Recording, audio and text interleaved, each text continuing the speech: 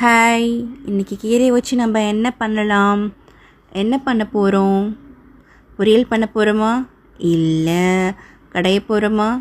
இல்லை. வேறு என்ன பண்ண போகிறோம்? இன்றைக்கி ஆம்லேட் பண்ண போகிறோம். மணத்தக்காளி கீரை ஆம்லேட்.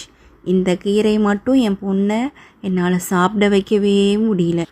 அதனால் கடைசி ஆப்ஷனாக இதில் ஆம்லேட் செய்யலான்னு இறங்கியிருக்கேன்.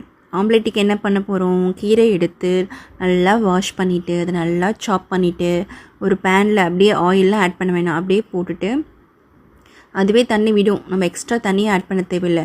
கொஞ்சமாக உப்பு, கொஞ்சம் காரத்துக்கு ஏற்ப சில்லி ஃப்ளேக்ஸ் ஆட் பண்ணிக்கணும். ஒன்றும் இல்லைங்க, வரமிளகாவை மிக்சியில் போட்டு 4 திருப்புனா அது சில்லி ஃப்ளேக்ஸ்ன்னு சொல்லுவோம். அவ்வளோதான். அது இந்த கீரையோடையே கொஞ்சம் காரம் நல்லா அப்சர்வ் ஆகி வரும், நம்ம ப்ளைனாக ஆம்லேட்லேயே ஆட் பண்ணுறதுக்கு பதிலாக. இது நல்லா வதக்கினதுக்கு அப்புறமா இதை ஆற விட்டுடணும். ஆற விட்டுட்டு இன்றைக்கி நான் சின்ன வெங்காயம் தான் ஆட் பண்ண போகிறேன். சின்ன வெங்காயத்தை நல்லா உரிச்சிட்டு சாப்பாக கட் பண்ணிவிட்டு அதோட நம்ம ஆற வச்ச அந்த கீரையை ஆட் பண்ணிவிட்டு அதோட 2 இல்லைனா 3 முட்டை ஆட் பண்ணிக்கணும். பெப்பர் ஆட் பண்ணிக்கணும். அந்த வெங்காயத்துக்கும் முட்டைக்கு மட்டும் கொஞ்சம் உப்பு ஆட் பண்ணிக்கணும். வேணும்னா நீங்கள் இட்டாலியன் சீசனிங் ஆட் பண்ணிக்கலாம். என் பொண்ணுக்கு அந்த ஃப்ளேவர் ரொம்ப பிடிக்கும், அதனால் நான் ஆட் பண்ணியிருக்கேன். கொஞ்சமாக வேணும்னா நீங்கள் ஆட் பண்ணிக்கலாம், இல்லைனா விட்டுடலாம். அவ்வளோதான். இதை இப்போது நாம் ஆம்லேட்டை ஊற்றி எடுத்துட்டோம்னா கீரை ஆம்லேட் ரெடி.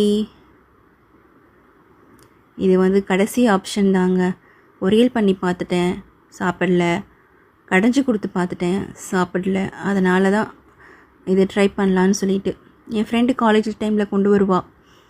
கீரையில் முட்டை மிக்ஸ் பண்ணி, ஏன்னா எங்கள் வீட்டிலலாம் அந்த மாதிரி பழக்கம் கிடையாது. கசப்பாக இருக்குது, அதனால் அம்மா இது மாதிரி செஞ்சு கொடுத்தாங்கன்னு சொல்லுவாள். அந்த யோசனை இன்றைக்கி கிளிக் ஆச்சு. இன்றைக்கி வீட்டில் லீவில் இருந்தாங்க, அதனால் இதை ட்ரை பண்ணி பார்த்தேன். நல்லா தாங்க இருந்தது, கசக்கலாம் இல்லை, தாராளமாக சாப்பிட்லாம். நீங்களும் ட்ரை பண்ணி பாருங்கள்.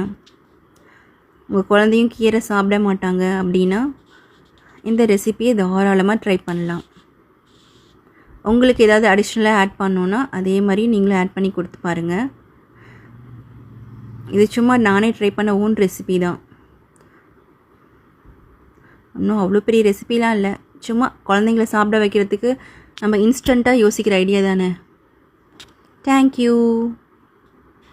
என் பொண்ணு தான் இந்த வீடியோவை எடுத்தால் ஷேக் ஆகும், கொஞ்சம் அட்ஜஸ்ட் பண்ணிக்கோங்க. நான் பாப்பா கிட்ட வேணான்னு சொல்ல எனக்கு மனசு வரல. அதை போடலைன்னா அவளும் கஷ்டப்படுவா, அதனால் போட்டுட்டேன்.